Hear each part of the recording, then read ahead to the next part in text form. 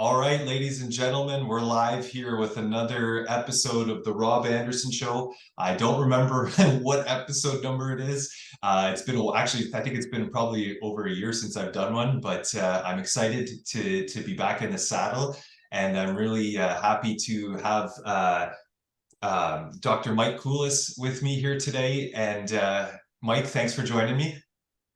My pleasure, Rob. I always like to jump in the saddle and get out there and have an adventure. So looking Yeah, forward to our conversation today. Yeah, thanks for coming on. And so today's title, if you've watched the first episode, you might know a little bit of the background of Mike, but today's title for the episode is From Killer to Healer. And so to kind of give you a little insight into that, why that the story is, Mike's not a murderer, but in high school, he was quite the animal on the rugby field, and he was known as Killer Mike.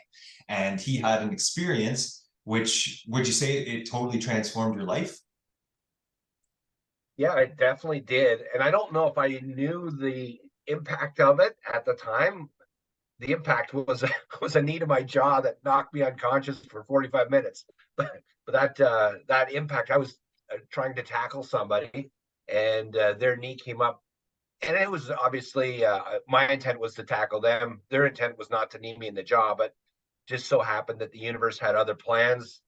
That knee caught me square in the jaw, knocked me unconscious, cold unconscious for 45 minutes, and I'm not sure where I went, but I woke up in the hospital with amnesia, and that's where the story goes from there. Yeah, and so you know what, you and I, pretty much every week we're on the Quantum Lounge call, so I've got to hear the story of kind of how it impacted your life and all that stuff. And from a spiritual perspective, how would you say that that changed you? And I know that it's like you went from Killer Mike, and you said like this. Now I want to become a healer. What happened? Like what shift took place that really that I guess was the maybe the stepping stone for that? So I was interested in health and not necessarily healing, but more like the style. I was listening to some Tony Robbins, and that motivational success type of story. That was what I was interested in high performance sports, and being the best I could be in my field. So that's kind of where I was at. I wanted to probably go on to become like a high level, potentially professional athlete. So that was my goal, and I was recruited to play like high level rugby and football and those type of sports. So I was going along that path, and then when I did get the concussion and the amnesia, even after I woke up in the hospital, something wasn't right. I still had this like tingling in my body.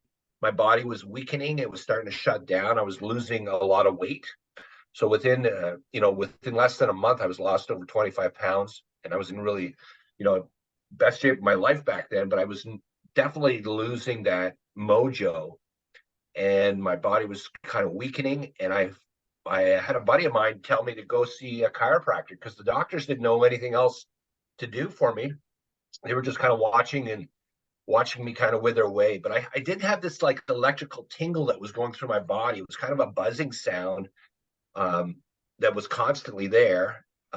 And I finally went to a chiropractor. They did an analysis of my spine, especially my upper neck had a significant misaligned bone, probably from when I got the knee to the jaw, twisted my neck around. And as soon as I got that bone adjusted, right away that tingling went away, and I could feel the life energy come back to my body. It was a very powerful experience, and it was an experience that also got me very interested in this profession of chiropractic. And it was a profession that I didn't really know a lot about, and I would have probably taken maybe even a little while for me to even figure it out on my own if it wasn't for someone referring me to go to a chiropractor that had the experience. I might not have ever found it. But that profession of chiropractic also opened me up to these spiritual philosophies, much more so than I would be if I even went on to become a medical doctor, because the original chiropractor, his name was D.D. Palmer, and him and his son were writing like really deep philosophical texts about uh, healing, and basically the biggest problem of our lives is our disconnection from our source. So they talked about this subluxation of blockage from brain to body, but he says the bigger dis-ease is our we forget that we're connected to source. And that was a big idea for me at that stage, but that big idea is really what my spirituality is all about now, is realizing that we've um, we've kind of had this amnesia where we think we're disconnected from source, and we feel like we're this separate little body down here, and that is the farthest thing from the truth. As we're kind of finding out, we're remembering that we are connected to source. We're actually one with source. We're the son of God, and because you're the son of God, you're like part of God, right? And that's kind of what we are. So that's what I'm discovering, and it's a message I'd like to share with my patients, for those that are ready for it. Not everybody is, because there's a lot of like programming and things that some people are just not ready to hear. So even my Yeah. family, obviously, too, friends, family, I share this in limited ways with people that are ready to hear it. And for someone like yourself, or maybe your audience, I think your audience might be ready for a little bit more, and I'm glad to talk about it now. Yeah, thanks, Mike. There's lots of stuff in there that I wanted to touch on, but I think the one thing that's stuck out the most when you said life, you felt the life energy come back through you, and then you touched on our disconnection from source. It's funny that you mentioned that. We chatted a little bit before the call, but last night I was actually thinking, it's like, why isn't this taught to us as young kids? And it's like, maybe we'll get down that rabbit hole a different day about whether it's been intentionally suppressed from us, or it's like you said, we've had amnesia collectively.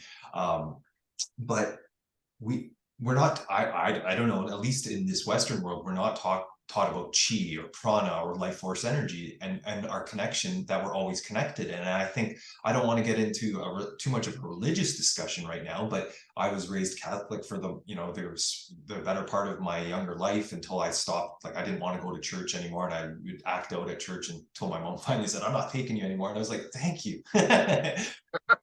But I still went to Catholic school because I had the option to go to Catholic school, and kind of after grade 8, it was Catholic, or you can go to the public school, and like half my friends were going one way and half were going the other way. And really the only deciding factor for me at that time was, I think, some of my best friends were heading to the Catholic school, so I went with them. It wasn't because I was religious per se. But the disconnection from life source, but I want to touch about that church, is that we have to do these, we got to go to church, we got to follow these rituals, rites, sacraments, all this stuff. And and it's like that God needs a middleman, that this priest who went to university to get, who took some courses, somehow he's more connected to God than we are, and we have to, and I just, that never sat well with me. And I don't know, I think maybe, like, I didn't have the privilege of being raised, over in the eastern side of the world, but there's a lot of cultures and countries that maybe don't necessarily have that type of upbringing, right?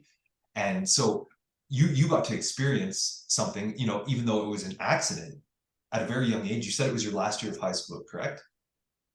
Yeah, so I was in a rugby tournament in my last year of high school in Ottawa, so I was away from home. And yeah, I was later in the tournament, kind of going, I think it was quarterfinals or something like that. But yeah, when I dove to make that tackle, yeah, my life changed because I don't remember any of the other games in the tournament. I don't remember anything like months before. I just had this total amnesia. And it's a weird feeling because if you don't have these memories and you don't have your story, it's like, who are you? Right? You just kind of lose this ego, right? And yeah, before that, it was kind of, my nickname was Killer Coulas, and because my last name is Coulas, so it was kind of like I had a little rhyme to it, because I really had this intensity where I would like I would like be like angry almost to go after people, right? It was like this intensity, and I don't. and after, I started getting adjusted and I could feel the life energy coming back, I was really interested in becoming a healer and talking about this, you know, this way of healing, this chiropractic thing. And I started studying Eastern medicine and acupuncture and the chi and the energy and how it flows through everything. And they also got into like the five elements and the earth and the sun and the water and the fire and the metal and all these cool things that are really what we're all made of. All these, this creation story. It's a lot bigger than I could have ever imagined in high school, because we were trained and programmed to think of ourselves as separate and small and kind of lacking. Again, I was brought up, Catholic as well. I went to Catholic school. Um, but you're right. They want you to almost think that you're less powerful or less connected than the priest would be. So you have to, like, ask for their forgiveness, and through their forgiveness, and they'll tell you to do so many prayers, and then you can be absolved of your sins, and those type of things. But yeah, it's a lot of programming, and I think we're coming out of a dark age where all this programming was meant to happen to keep us limited and suppressed, feel like we're living in lack or fear. And now we're coming into a great awakening. And recently I've changed my practice name of my office to the Awakened Life Chiropractic. And part of my mission is to, like, help people realize we're going through a great awakening, and we can awaken our level of consciousness to a new level where we feel connected to everything. And yeah, that's that's where I'm going now, Rob. No, that's amazing. And you know what? That is one of the biggest things. I was reading somewhere a while back, and I like you. I'm always kind of reading something or listening to something, just see where everybody else is at, and um, and it said that, I think the important part about you getting amnesia and your story, it said that the guy was talking about, he's like, I wish I could give you amnesia and put you in a coma for like some amount of time. And he's like, because you would come out like the divine blueprint of yourself without your story, because our self-limiting beliefs, the story that we tell ourselves. I'm recently, this week, I'm reading The Nature of Personal Reality by Jane Roberts. And it's an interesting book, one of those Seth books, but it really, and honestly, at some points, it's like, it's really tough for us to take a look at our beliefs and why we believe them, because it's safe, because everybody else, everybody at the church believes that, so we got to believe that, or everybody in our certain culture believes that and does it. And so when we like actually take the time to do the work and say, maybe like write your beliefs down and question why you believe them, or the knowledge that you gained, or why you think the way you think. Is it from your father? Is it from your mother? Is it from your uncle? Who told you the thing? And when you start kind of dissecting it and looking at it, and it's like, and what if I didn't believe that? What if I was, born on an island in, some other part of the world? None of my story would be the same, but my essence of who I am, my divinity, my connection to source, it would be no different. I would just have a different story. They might have, and so I think that it's really important that we become so identified with our story. Like, I got to do this, I got to, and like, you had that experience at, whatever your last year of high school is, 18, 19 years old. And I think that's very powerful, because some people go through their whole lives stuck to their story, right? Very freeing. And you don't I didn't really appreciate it at the time. It's like, because you're kind of young and immature, and and that's when you don't remember it, you just don't remember it. I don't know, it's weird. But you start fitting, you start like living your life like you want to fit back in again. Like, we have this need to, like, fit in, you Yeah. know and your friends are obviously there for you, your family's there for you, but then you get the programming all over again. Like, okay, this is how we survive in this group. Yeah. And you just but the programming was not as deep, because I think the stuff you get from early childhood, it can really, like, go so deep that you would not want to change that story, because those and they say, like, the first 7 years, 6, 7 years, you're just programmed so deep to survive and fit in, that you wouldn't want to do anything but that. But once you kind of could break away from that for even a temporary period of time, then you could start really changing some of the programming and start putting more powerful beliefs in. Again, it still took me a long time to put new beliefs in, but really it's been accelerating a lot lately because there's this awareness that, my consciousness does not die, and that is one of the biggest beliefs that we're kind of programmed that you you gotta, you know, maybe you're not going to go straight to heaven because you got to go to purgatory and you got to you know get forgiven of your sins, and and if you did a carnal sin, then you're going straight to hell. and and that could be not going to church on Sunday maybe. Or, like some of these things are don't eat meat on Friday, or don't some of these things are, who knows, coveting your neighbor's wife or something. I don't know. But there's the 10 commandments of what we should do. But I like to live by the one commandment that I'm really like honing in on, is that the one where, you treat your neighbor or your brother like you would like to be treated. And Yeah. that is on the assumption that you love yourself and you treat yourself well. And Yeah. that's really what I'm working, treat myself better. But I also recognize that everybody I connect with is a reflection of me. So it's kind of like Neville Goddard would say, is like everybody's like you pushed out, right? They just maybe have a different skin color, or they speak a different language or whatever, but you get a sense of how you would like to be treated if you were in their situation. And that's what you want to do, is go around and treat other people like you would like to be treated. Yeah, I totally agree with that. And you know what, you hit on a point, is that love yourself. And that's a really important thing, because I'm 40, and I always thought, like a lot of us don't even really, I think, understand what love means. Like, there's like you, I think a lot of times when you're young, love is confused with lust, like you want the girl and you don't even really know what love means. And so how do you define love? Is it passion? Is it obsession? Is it want? Is it sex? Like how do we even define love, right? And so I think unconditional love, like, how would you define unconditional love? I don't think it's I don't think it's possible in this realm to be like unconditionally loving.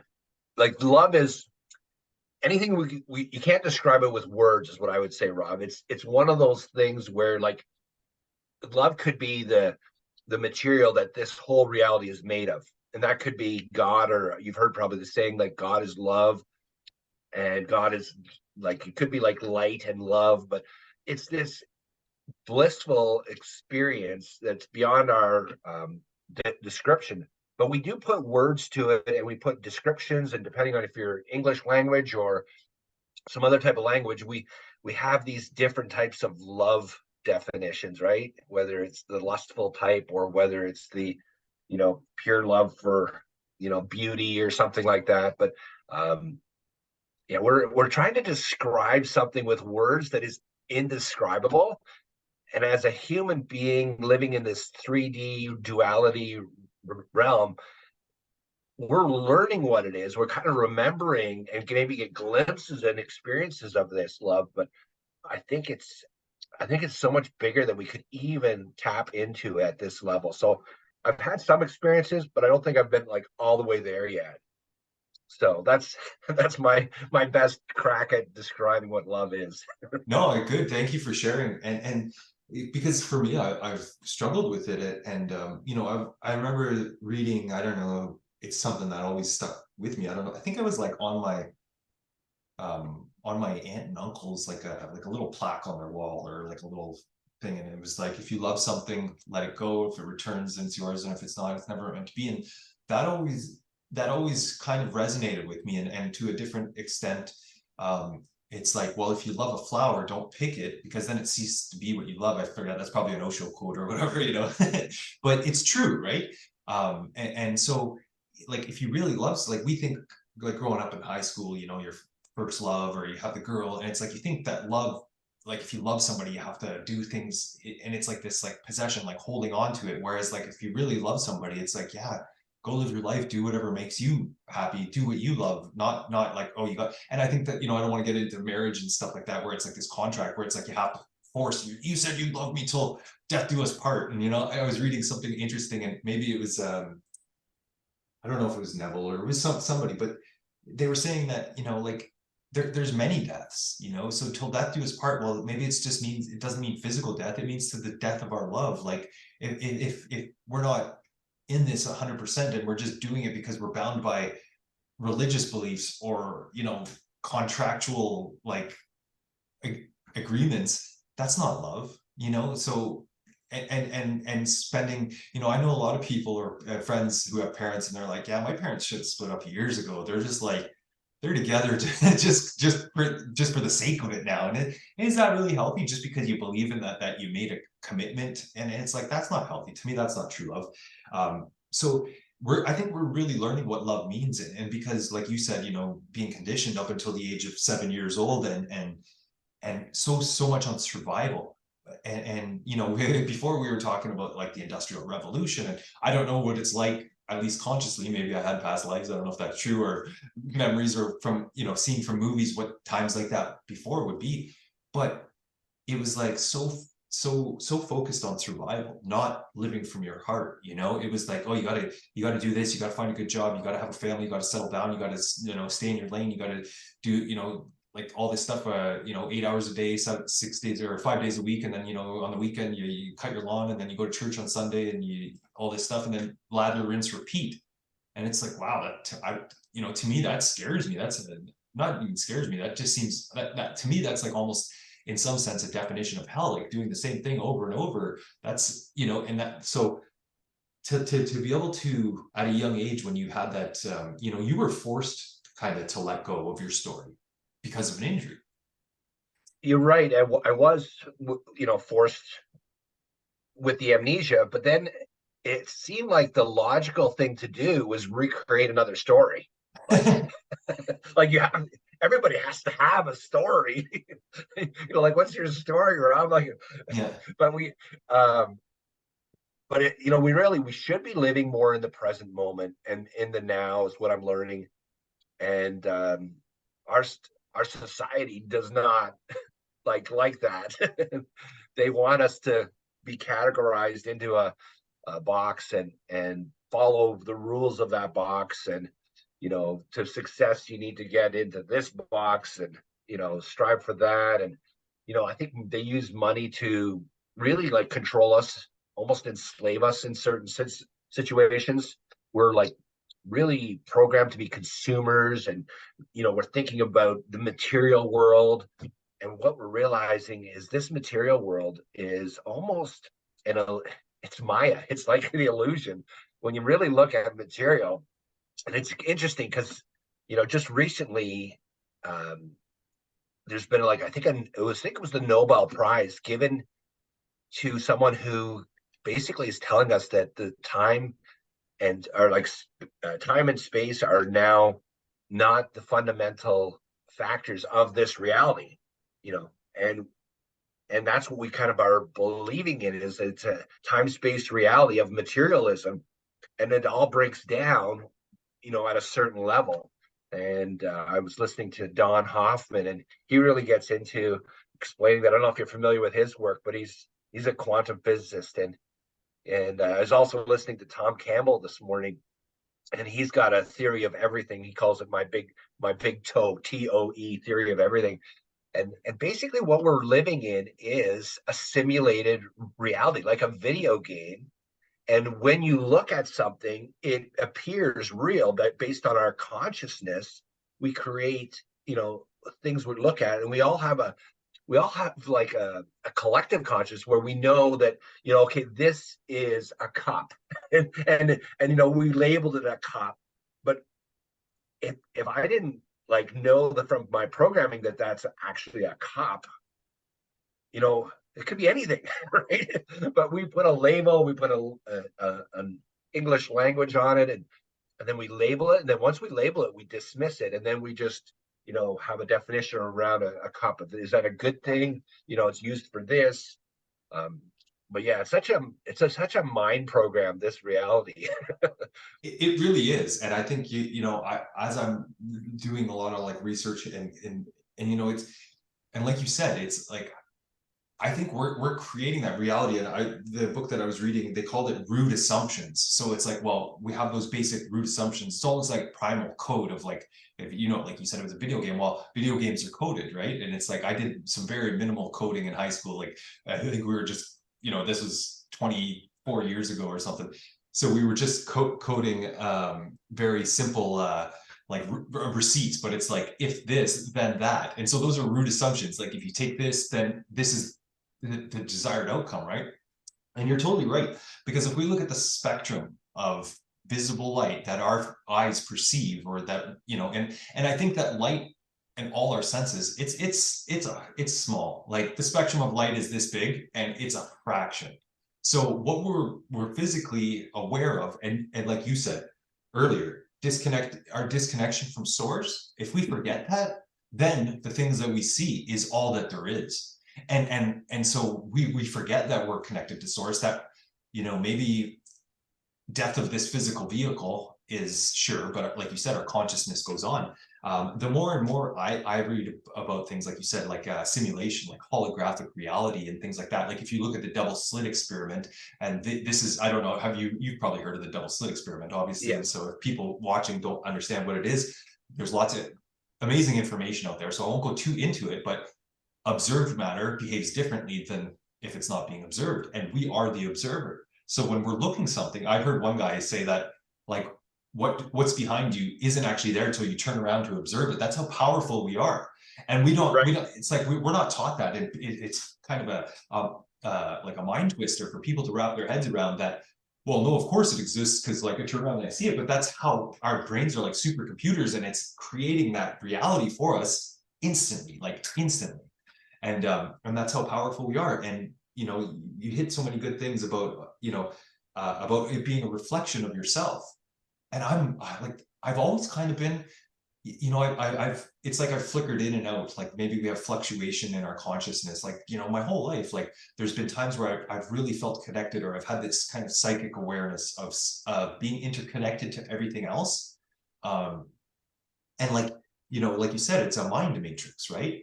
And so at first that can seem like I guess like what you'd say, like very prohibitive and limiting and restrictive. But once we learn that it's true, wow, now we can manipulate it, and not in a manipulative thing where I'm going to manipulate other people. Because I think I heard one guy say that the only law in all the universes was supposed to be free will, and that's not. And so obviously killing somebody else negates that law. So it's, by extension, it's you have to let everybody else be, even don't overtake their free will. So if their free will doesn't, if you kill them, you're taking their free will to live, right? So, or if you're trying to manipulate people through mind energy. And I used to think this, like we so often, I don't know, maybe you've had it as being a parent, and because it's tough. I don't know what it's like to be a parent, but I've been a child, and I've known when my parents wanted me to do something and I didn't really want to do it. But you get to a certain age,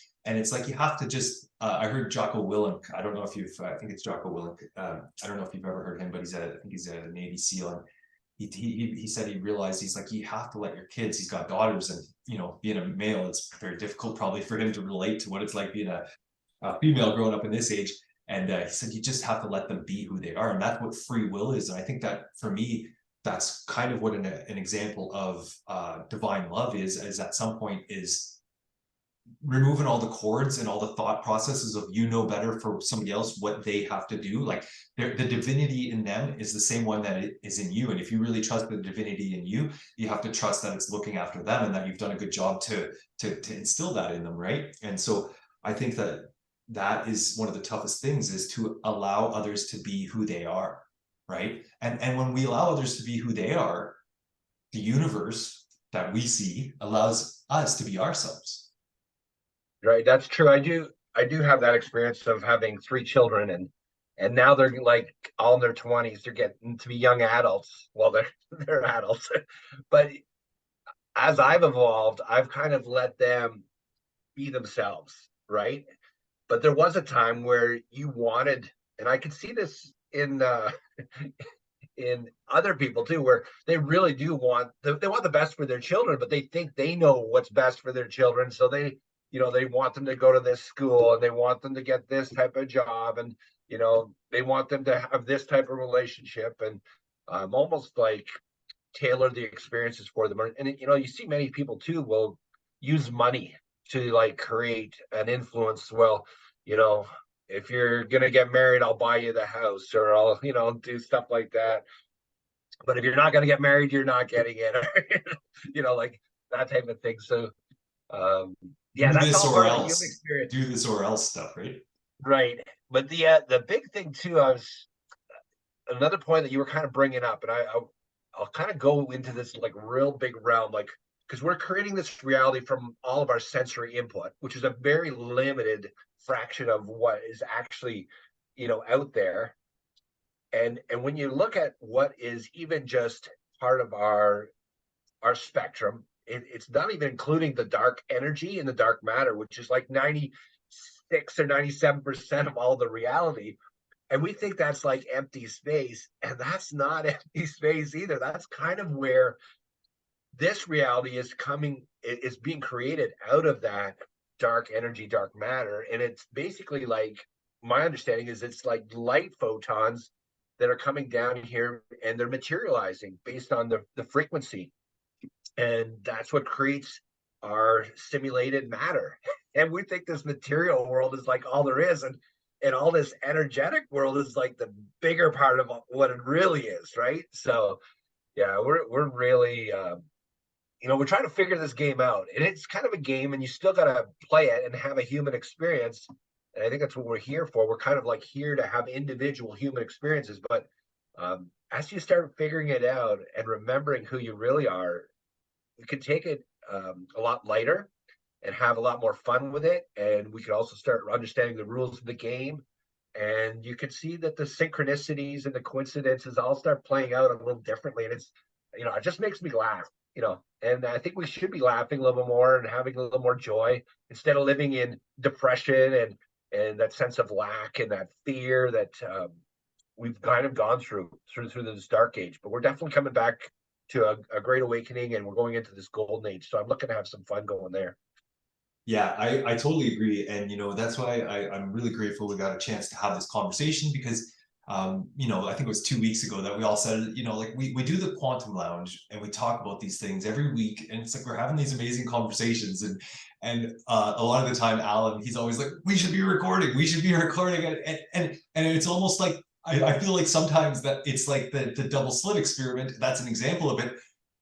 When we're recording, everybody kind of freezes up because I used to be like that too. And that's a part of the reason why I started doing this show a couple of years ago is because it's like when the pandemic hit and stuff, it's like I have a different view on a lot of this stuff than a lot of people in my immediate circle, friends, family, neighborhood, even, sometimes even city. It's like, but it's like we have to connect. And now that's like, it was really good, even though that was I think a bonus side to the pandemic is that, that's kind of where we all started connecting people with similar, maybe non-traditional views about what's going on in this world.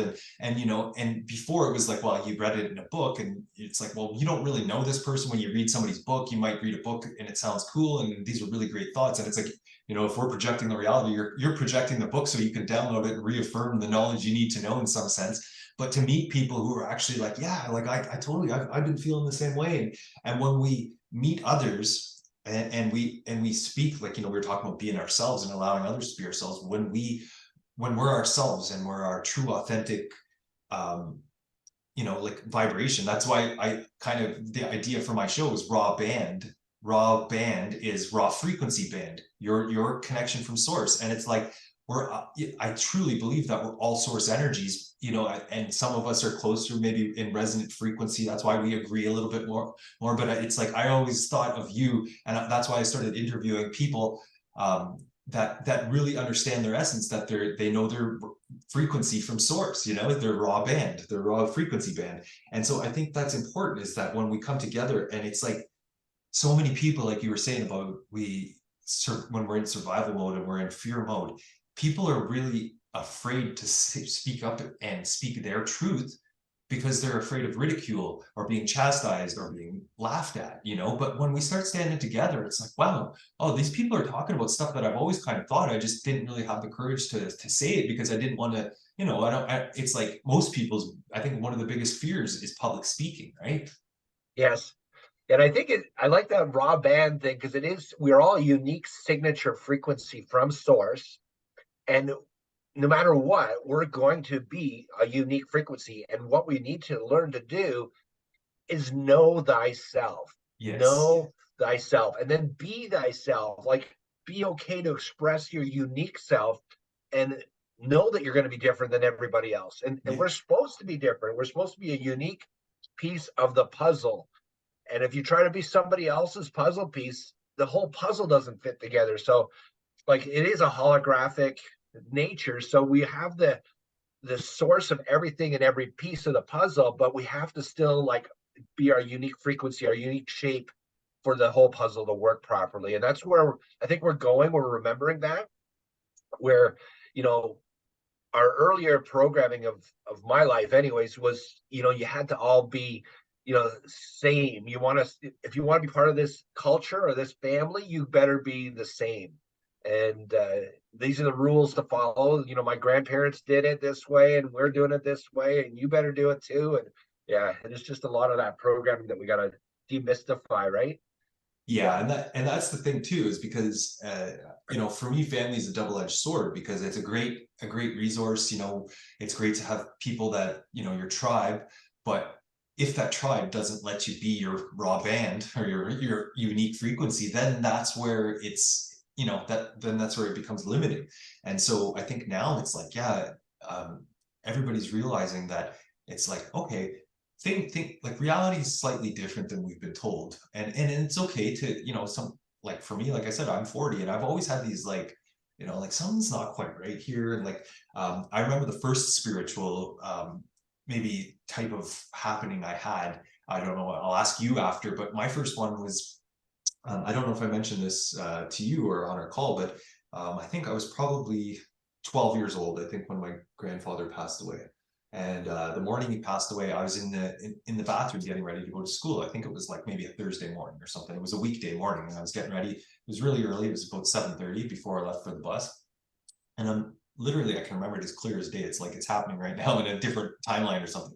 And I'm doing my hair. I was always so, you know, adamant about doing my hair and gelling my hair and getting it right. So I'm looking in the mirror and I hear a knock at the door. And there's never a knock at the door at that time ever. Like, it, you know, like there's just no reason for anybody to really be coming to our house at 7:30 in the morning. It's just not, you know. And I looked in the mirror and all I said, and I said it out loud, was Papa's gone. And I was like, that's weird. And I walked to the, you know, I was in the bathroom and I walked across the house to the bottom of the stairs, and my mom answered the door upstairs and it was my dad because my parents were split up. And I heard him come in and I was like, oh, no, my dad's here. And then, I remember him saying, oh my God, like, you know, or I just wanted to come tell you that dad had passed last night or whatever, or overnight or whatever.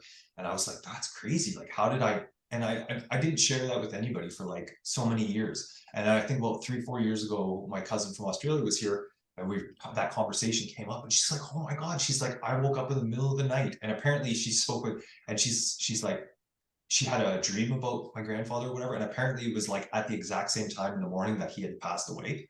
And so we got to have that conversation. But if you don't say, like, you know, those types of conversations, a lot of people were scared to have up, at least, you know, like we didn't talk a lot about it. And so to have that, to say, hey, like, yeah, that was the first time I felt really like a spiritual connection or a psychic connection to something that's greater, or that we're all more intimately connected than we realize, right? Would you say, like, what, have you had an experience like that? Like, what was your first one, or was it when you had your accident? You know what? I've actually been listening to people talk about these shared death experiences, and they're actually a lot more common than people realize. But you're right; people have not talked about it. Um, I do have a sense of it, and I have had some real mystical experiences just to let, you know, things know that this reality is not as real or solid as it is, there is a realm that is right here where we can communicate with our, you know, past, loved ones and things like that. Um, even I feel, my communication with, my dad was like, we were kind of butting heads a lot of times. Growing up, he wanted me to become more of a medical doctor than, this chiropractor type of doctor, right? So, more, accepted to be, medical doctor, and you can help people that way. And I'm like, no, Dad, you don't realize that, what that, how that profession is bought, into big pharma and all this stuff, right? So I had this great awareness of, really being clear, like the philosophy of chiropractic much more in tune with me. But my dad passed a couple years ago, but our relationship, even though he's not here physically, I just feel like it's much more understanding now. So we got a better relationship than we did while he was here. And towards the end, I kind of knew what he was going through. And, he wanted the best for me, right? And he wanted to, put his programming on me. And, that's just kind of like human nature that we do that.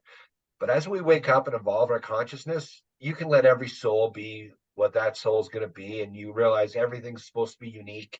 And there is supposed to be some contrast. There's supposed to be some, turmoil in relationships. And that's how you learn and you grow. These things that trigger us is it's all part of the growth experience.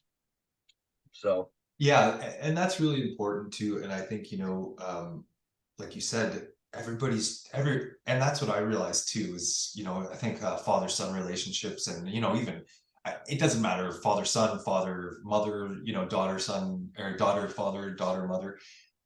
Those relationships are difficult, and they're amazing blessings, but also I think they are some of the ones that require the greatest work. And I'm really grateful, the past 3-4 years, been, it's been, I say difficult, but I'm learning to not even use that, because it just is, it was a crazy experience. But like losing my stepfather passed away from cancer, and then a couple of years later my dad did. And so like the two, biggest men in my life, it was a lot to go through, like I was still like almost kind of processing losing my stepdad. And then my dad was, I didn't think that, I thought my real father would have passed before my stepdad, because my real dad, his health was declining over a few years, and he was on dialysis. And I kind of knew that, and so did he. I always, hoped for miracles and stuff. I truly believe that like healing can happen instantly, if we're in the right state. But if our conditioning and our beliefs are built upon, illness, and this is all there is, or whatever it is, it's like, that can't. But I always believe, I always hoped up until the day he died, that he was going to be like, oh, have an awakening, or something was going to change, and he was going to shift and say, I can heal, or whatever, but so going through all that, it was, I didn't expect my stepfather to pass away before my real father. So it was like, he got diagnosed with cancer in May 2019, and he passed away, I think it was August 28th that year, like under 4 months or whatever. And so that's like a real shocker to you, and even though you believe these things, like, I'd always been kind of spiritual, and you say you believe in life after death, but it's like those things shake you to the core still, because it really snaps you into place and says, oh, maybe I'm not incredibly sure this happened, but I've had, like I said, I've had those kind of spiritual or psychic experiences, and I wouldn't say that they happen all the time, and I think it's healthy that they don't, that we're not too psychically connected to everything, because it becomes overwhelming, because then that's when you feel like small, right? Because the whole world, especially if there's like thought projection at you, or you should be doing this. And I think that mental energy, that psychic energy, if you're like, your parents feel you should be, that can kind of limit people. And if we classify people like, oh, this person's like this, or they need to do this, then it's like the double slit experiment. You're creating that for your reality. It's almost in your reality, that's how they're going to appear to you. And the Stephen Covey book, the or is it 7 Habits of Successful People, or whatever it is, he talks about that in one of the first chapters, about how him and his wife were thinking that their son was having problems. And then at some point they realized that maybe their son was having problems because they were thinking that. It's like they were projecting that at him, and that becomes the self-fulfilling prophecy, right? Like we see what we are putting out there. And so I think that's an interesting thing that's happening now, is we're realizing this. And it's like, I try to look at at my relationships and the world that I see and say, where am I limiting my world with my beliefs about other people? And so, you know, for friends and things like that, and people where I used to maybe classify them, and you have friends who gossip, but now I'm trying to pull all those cords out and just say, years ago, I went through one of those landmark forum things, and it says you have to love people for who they are and who they aren't. So as you and I were talking about, allowing people to be who they are, now it's like, you know, you said earlier, you kind of just laugh at some of these things. So now, like, things, when you actively do this, like, you know, at Christmas time, if I'm triggered about something about somebody or in the family or this or that, last year I had beautiful moments where I kind of just laughed, and where I used to get triggered, I just laugh and I say, you know what? Thank you for this person for being who they are, being their unique frequency. That who they are has nothing to do with who I am, and I'm grateful that they are who they are. And so it changes our dynamic when we kind of remove our, I don't know, what do you call it, psychic energy about how we think other people should show up for us. And when they're not showing up the way we want them to, it's like, you know, we huff and puff or whatever. And I think maybe, like you've touched on that, it might be a little bit more difficult as a parent to overcome that, but it works in all relationships, right? Yeah, I think the closer you are to someone, or the more you love them, the more you get bought into that. You know, like you're kind of like you're scared for them to, you know, screw up, right, or whatever. But it's something you just gotta, like, every soul, I believe, is on its own path, and you kind of gotta let people do what they're gonna do. And what I'm realizing too is we need all the different types of, you know, souls too. Like even those horrific, let's say someone like Hitler, maybe, you know, who's responsible for the death of a lot of people or certain types of people. But you know, he had a role to play, and we're still talking about his role. And you know, maybe the world became a much better place because of all the, you know, the things that he did that we just did not want to see anymore. Sometimes you got to see the darkness before you realize the light. If we were living all in love and light and that's all there was, you could not appreciate love and light, because that's all there is, right? So you have to, you know, come down here and have the duality and the contrast, and mix it all up, and have all these other, you know, unique different people, and they try to do it their way, and they'll have a unique expression. And then I think God is picking up all that information from each unique expression of God, or if we're all sons of God or whatever, right? But the big monad of God is taking it all in and saying, wow, this is like so many different types of experiences that are way different than, you know, what I really am, which is this love and light.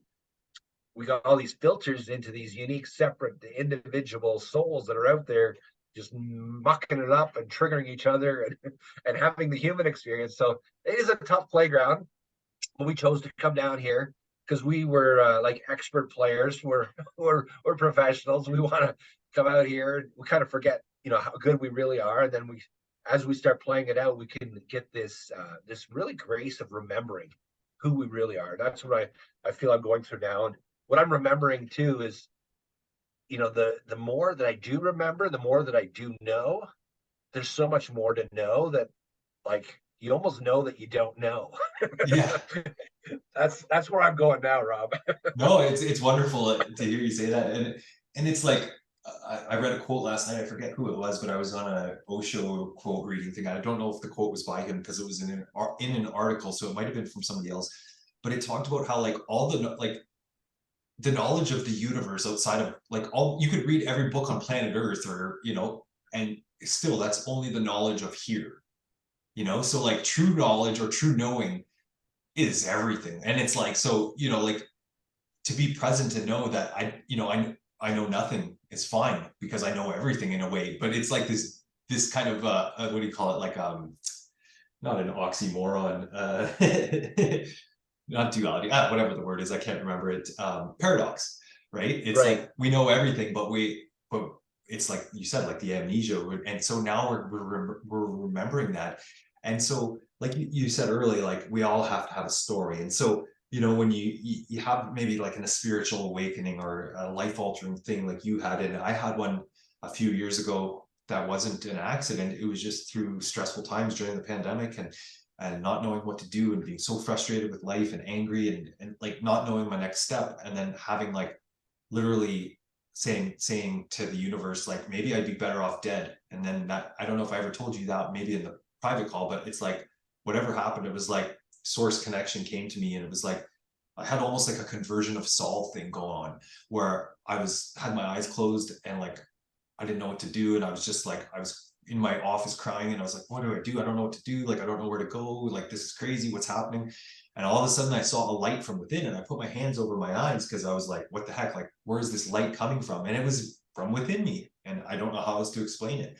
And and it was so peaceful, and it lasted, you know, and it was probably about the size of a basketball if you held it out in front of you, you know, and Right. and in my field of vision, and so it was this great piece, and in that moment it was like, what if everything that I'd ever thought, or the situation that I got myself to, what if it was all in my mind? You know, like I created it all. Like I felt all these outside circumstances that were holding me down, but it was my thinking about them. Like there was nobody standing on my neck with their boot to the ground, like, you know, like the devil. It was just my thinking. And so at that moment, it was like, and it was almost like like you said, the duality, like the contrast. And then later that night, it was almost like I was in the void, like in the darkness before going to bed. Like I just laid there and I wasn't meditating. I was just almost, it was like I was free from my old story that night. You know, it's like the light, it was the light in the dark, or whatever it was, the contrast of it. But it was like, I can choose to be whoever I want to be. I can start over. Right. I don't have to continue my silly little small me story. And it wasn't easy from that point. In fact, things got a lot worse because my friends and my family started saying, you're acting crazy, like you're not yourself. And I was like, who is myself? Like, you know, you just sound so crazy. But it's like, this was just a story. And it's like when you start when you start not acting within the confines of how people want you to behave to your story, it's scary for them. And it was scary for me too, because it meant analyzing a lot of my beliefs. Why did I think these things, you know? And what about, you know, from everything from, you know, drugs, alcohol, to like sex, love, rock and roll, everything that I'd ever thought about. It's like I started reanalyzing it, you know. And so certain relationships were just like, well, I don't think I can be in those relationships per se anymore, just because I need to reinvent myself here and start fresh. And it's okay, and it's not easy. And I think that's the real difficult thing, is because, you know, a lot of people have traumas, abuse things, and I don't think we really talked about it today, but there is, you know, if we look at our epigenetic recording system, and, you know, like over the past 2,000 years, I think I was reading somewhere, like everybody has like 2048 ancestors or whatever back through the field of time. So we have that recorded in our genes, right? Are you still there, Mike? Uh-oh. Looks like you're frozen.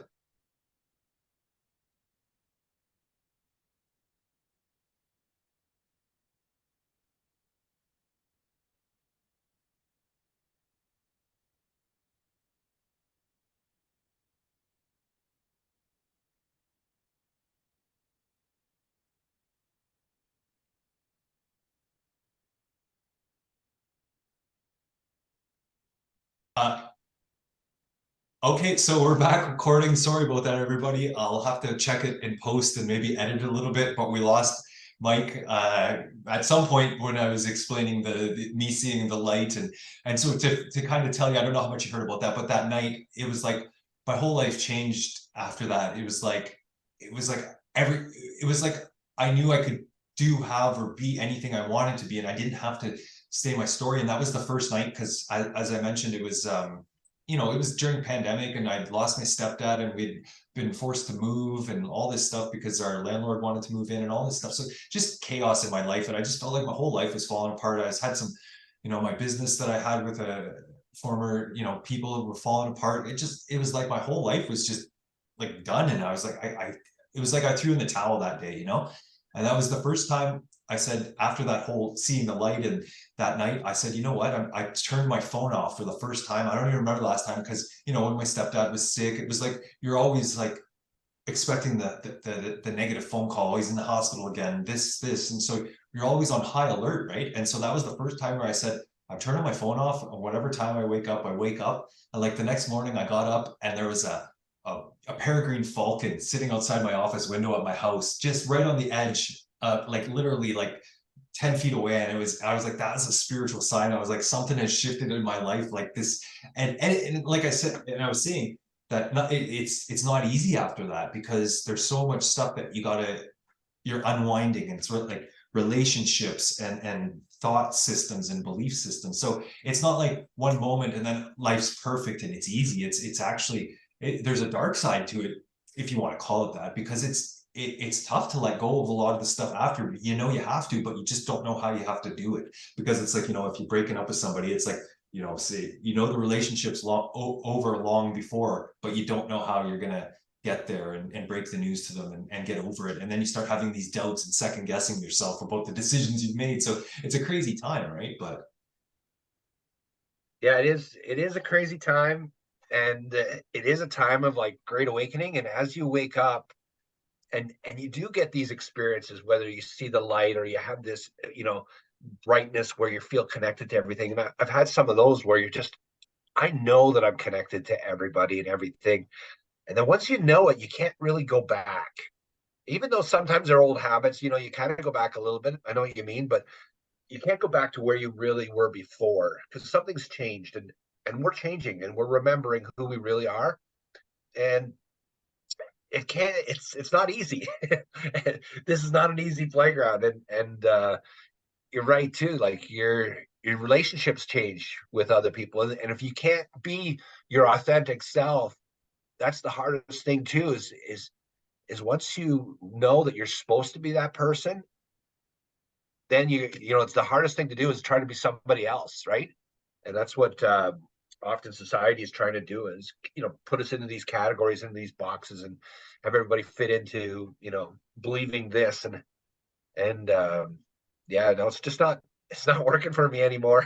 So I think I share that sentiment with you. And you mentioned, as we jumped back on the call before we started recording again, you said, I loved what you said, because I feel like that too, and it's very important. You said, like, the movie's done now, and it's like, and we're all the characters, and it's like, so at some point, the story, we get to recreate our story, and it's like, okay, well, we're gonna have to play some of these roles out to the end if we want to, but but once you have that awakening, you may say that it's okay to stop, it's okay to quit, it's okay to start a new passion, a new hobby. And like, you hear these stories of, like, this person, I think Morgan Freeman didn't get his first acting role till he was 53, or all these things. And I don't think the KFC guy, Colonel Sanders, I don't think he got his first deal till he was like 65 or whatever. So it's like, there's no end game to your thing, and even maybe when our physical bodies, pass on, it's just our consciousness goes to somewhere else, and it's probably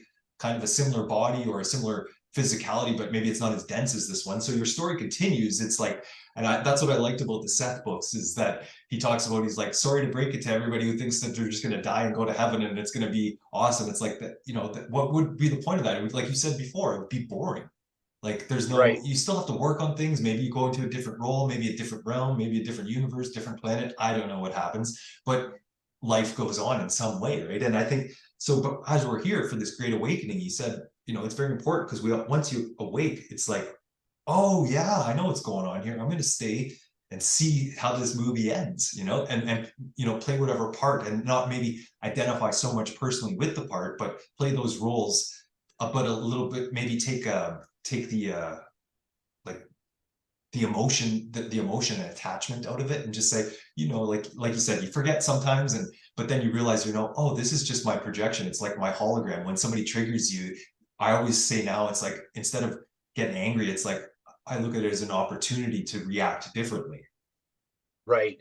Yeah, we could make, when we get triggered, it's not going to be that same reaction. We can now be aware of a new response, maybe a more loving, kind response, you know, and and then as we kind of grow up, and then you're making more loving, kind responses continuously throughout your day. And every once in a while, you might shift back to that old response reaction, but then you catch yourself, right? It's all about this new level of awareness, It's this evolving consciousness, and it's a fun ride. I'm trying to like enjoy the journey, right? We should be having some fun along the way, and meeting great people, and like bouncing ideas off each other, but having some fun, trying to figure it out together, right? Yeah, yeah, and I totally agree with that. And like I think we were talking about it before we actually started recording, and I mentioned that like I wasn't around for that time with the Industrial Revolution, but like I feel like that was a really big time. Maybe it's where like where you go into darkness, where people felt disconnected from nature, disconnected from each other. They didn't realize that we're all like, it was where competition began, war, lots of that, like, and and so now we're kind of, we're having that awakening that, oh my God, we are connected. We're the creators. We're all individualizations, like we were talking about different frequencies, but from the same source, right? Whether you want to call it God, all that is, the universal intelligence. And like you said, it's a benevolent universe, or it's supposed to be. And I really like to, people talk about ascension or going to heaven, and I think maybe sometimes those things are confused. I like to, the wingmakers thing that I was reading the other day, that they said, I like their stance on it, their philosophy is that no, we're not ascending. Source is coming down. We're bringing heaven to earth. We're not going to like, you don't have an awakening and then float up to heaven, or float up to heaven when you die. It's like, no, we're remembering who we are, that we are the creators, and we're bringing that down to remind the people who still are asleep or forget. And it's not our job to wake people up, but it's like you said, to be a catalyst, or to just be present, to be, Eckhart Tolle calls them frequency holders. Like we know our frequency, we know our source frequency. And sometimes you don't have to give people advice, you don't have to do anything except just be present and peaceful. And that, even just being there and being present for somebody, like just a shoulder to cry on, or to listen, and be accepting and neutral is powerful, right? Yeah, it's an inside job. Instead of being ascension, like going up to heaven, it's like incension, going back into like that spark of God, which is like, I believe, right inside the inner core of our heart. It's not in our head. It's like there's something deep in our heart that Yeah. is kind of that big journey from they say like 18 inches from the head to the get back into the heart is your like toughest journey. But that's where we need to be going in these new times, is getting back into our heart. Maybe not thinking as much, and living in fear, but let go of that and just become heartists instead of sacred heartists, instead of this mind control game, right? Yeah, yeah, it's so interesting, and like, that's why I love talking to you, because we could probably talk for hours, and we were kind of saying, okay, well, we'll wrap this one up a little bit. But like you said, being present, and the mind control, and you mentioned that before, we were waiting to get back on so you could reconnect. And it's like, where do our thoughts come from? Are they our thoughts, or are they the thoughts of the collective consciousness? Because it's like, like I didn't study too much in university, but I did my introduction to psychology and some other things, because I was kind of interested. But I had friends that were brain and behavior, and I studied the intro to with Dr. Persinger, and he was a really, really renowned in his field. And but it's like, there's no, like you can't take out this part of your brain and be like, that's the thought generator. So it's like, I think Tesla said, like, I'm but a receiver. So we have that ability to receive from the collective field, or whatever it is. So we have to be aware. We can choose the thoughts that we want to think, but we have to realize that maybe they're not ours. Right. And depending on what your frequency is, you're going to receive, a channel of thoughts based on what your frequency is. And if you change your frequency, you're open to another level, you know, of thoughts, right? It could be, more loving thoughts instead of the fearful thoughts, of the collective consciousness. And I think as we evolve our thoughts, we are influencing the collective as well.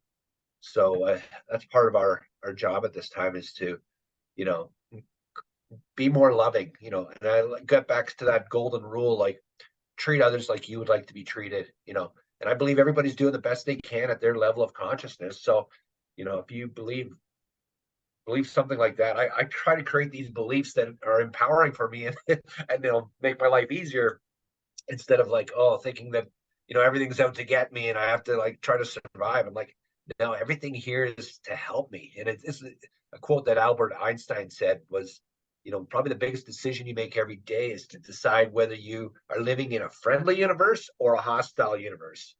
And then all your other decisions can kind of come from there. If everything's friendly, everything's happening for you, not against you, then what comes up, you just like, just be grateful for that flat tire in the snowstorm. And you get out there and you're like, oh, this guy, this cool guy comes along and he's like teaching me some tricks on how to keep the tire on the ground when you're like loosening it. Then and then when you tighten it, make sure it's on the, oh, little things. Oh, that makes so much sense. And then you're just like, you're like co-creating with these people, and you can have fun no matter what's going on, right?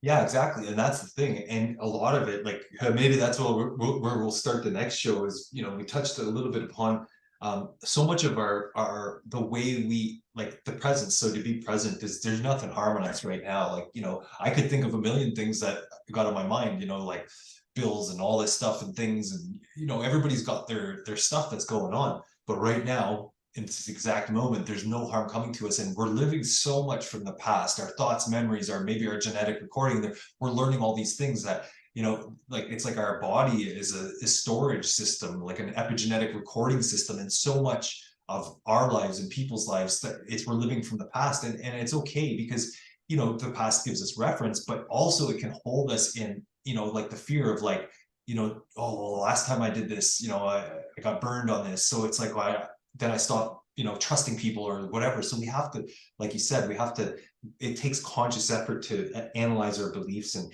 I've been still doing that, like that happened to me 2.5, almost 3 years ago in January. And it's been a long procedure and journey in the way, and allowing myself to let go of those old beliefs and seeing, and one of the things that I wrote down, because I always write down little notes of things that I want to talk about, and I wanted to make a video about you can't heal if you're not being real. And so to be real with yourself, to be like, why do I have this feeling? Oh, because maybe my dad hit me when I was a kid, and so I have this belief. But you don't want to admit that that's the reason you have the belief, or maybe you even subconsciously like suppressed it or whatever.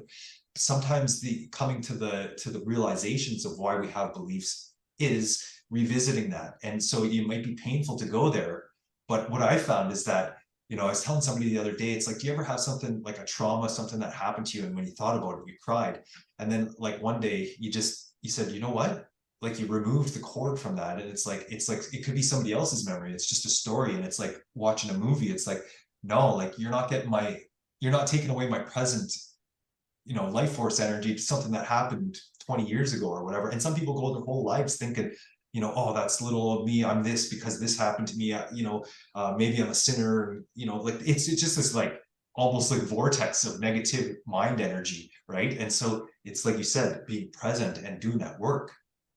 Yeah, no, and it's kind of like, what meaning did we put on that trauma, when we were 5 years old or something? But you could put a different meaning on it now. That was, whoever I was interacting with, they were doing the best they can at their level of consciousness, and they were doing it because they loved me, or whatever, right? And maybe it hurt me at that time when I was a child and I didn't understand it, but now I can realize that, yeah, I could put a different meaning on it. And then what, everything that happened to me has made me who I am today. And can I love that person I am today? Like, can I say, wow, I went through a lot of crap, and now I'm here, and I'm like, wow, I could have never got here if I didn't go through all that crap. So it's kind of like the lotus blooming out of the mud. It's true, Right? right? Yeah, you're 100% right. And it's like going through all that, even though it's really tough, is that there's no substitute for experience, or substitute for experience.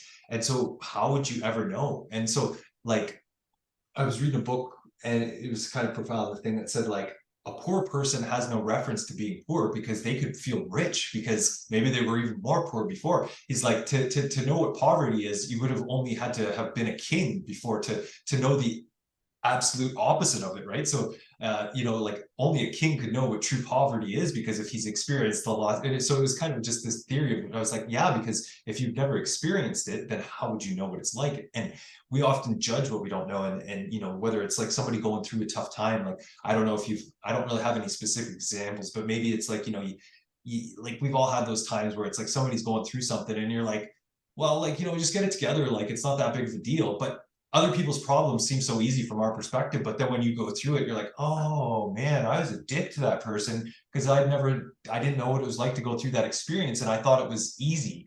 But then when you went through it, you're like, it's not as easy as it seems. Right.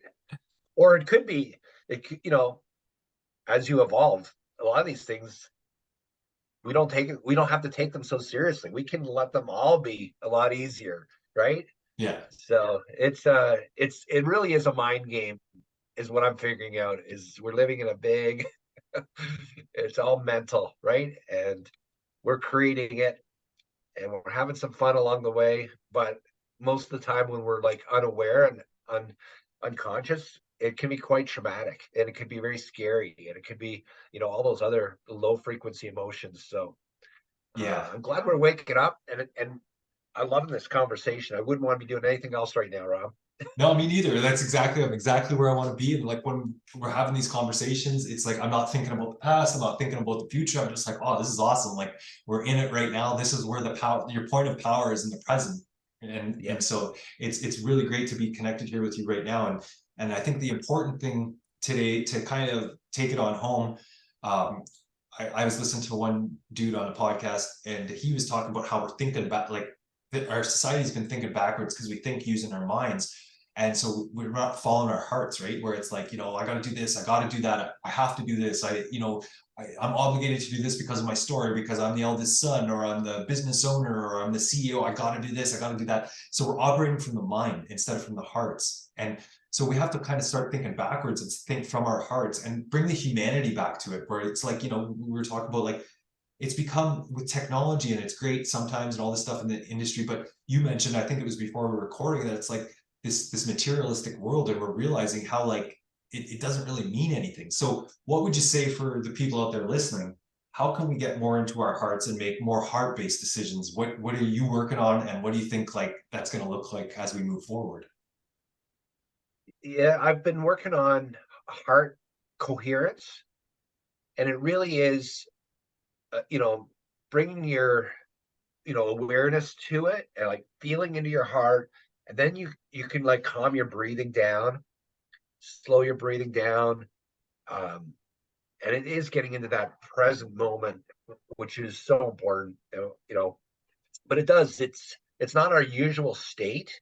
So it's something that you have to work on, and then it becomes more second nature as you do more. But meditation has really helped me a lot, and you get these, not only just like meditative experience, but you have an experience of experiencing another stage of love or bliss or joy, and it stays with you, right? It's like, wow, it's just beautiful to be, more in our heart.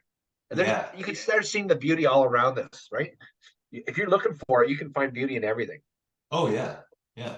I totally agree. And that's the thing you said, to meditative. Like, I years ago, I've dabbled with meditation ever since I remember, or sitting still, being in stillness. I don't think when I was in martial arts as a kid, it's like, we had this, I don't know if they called it meditating or whatever, but it was like we were sitting there not doing anything for 45 minutes. And it's like, I wanted to learn punches and kicks, not sit here, so I always had this issue with it. And then, 10 years ago, trying to, but the whole point of it all now is like, I don't meditate so much anymore, because it's like I'm focusing on going from meditation to meditative. Like, why can't we be in a meditative state all the time, which is peace, neutrality, bliss, love in the moment, and so that's what I'm working on. And so, like you said, being from the heart and doing heart-based things, like stuff that we absolutely love to do rather than we think we have to do. Because another guy I was listening to too, or the same one I was talking about before, he talked about, that's where like, because we are powerful and we're projecting an experience, if we don't want to be somewhere, like, truly, it's like we have to learn to, like, I think Eckhart calls them high quality no's. Like, if you don't want to do something, if you feel obligated to do something, you're going to go there, and it's already going to be discolored in your mind because you don't want to be there, and it's like, like you said yes because you felt obligated, or like, this, whatever the reason is, but you don't truly from your heart want to be there. And so that it's true, right? And then you start projecting that vibe, right? Yes. Yeah, the like no could be a complete sentence, right? We can set Yeah, up our boundaries.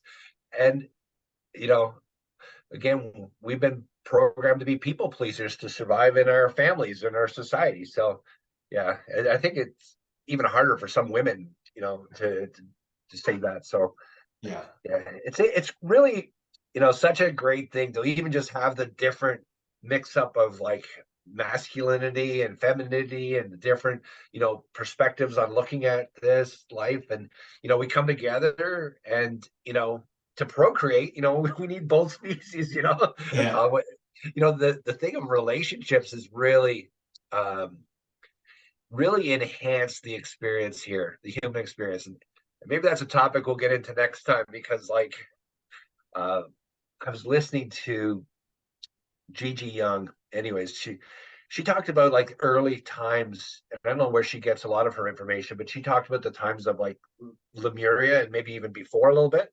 We were kind of like jelly beings, like we were more etheric energy beings.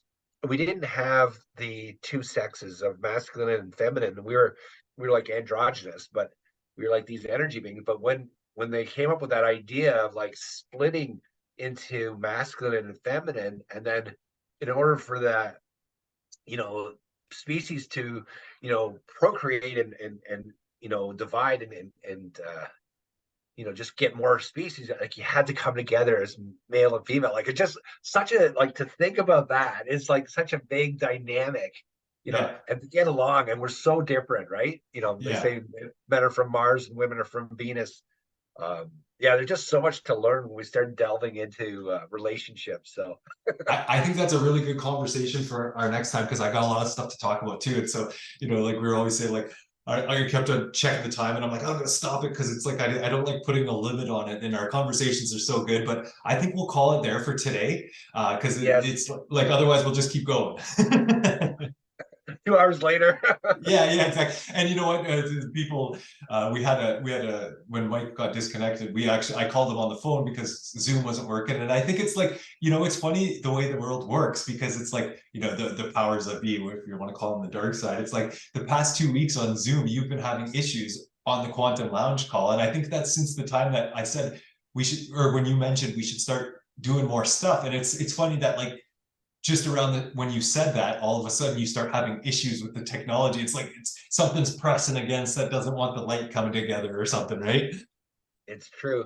It Yeah. is true. There's things that work, but hey, we're persevering and we're getting this message out, and we're shining our light here now, Rob. So Yeah. it's gonna get out and it's gonna have a ripple in the world. So Exactly. yeah, It's already happening, even though, like, because we're here projecting the resonance outwards, it's already gone out, like it's already there's been a shift already just because of us coming together today, right?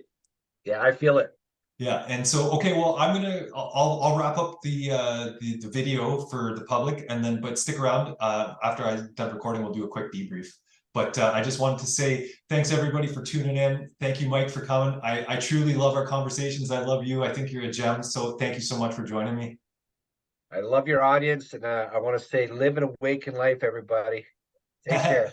All right, bye everybody.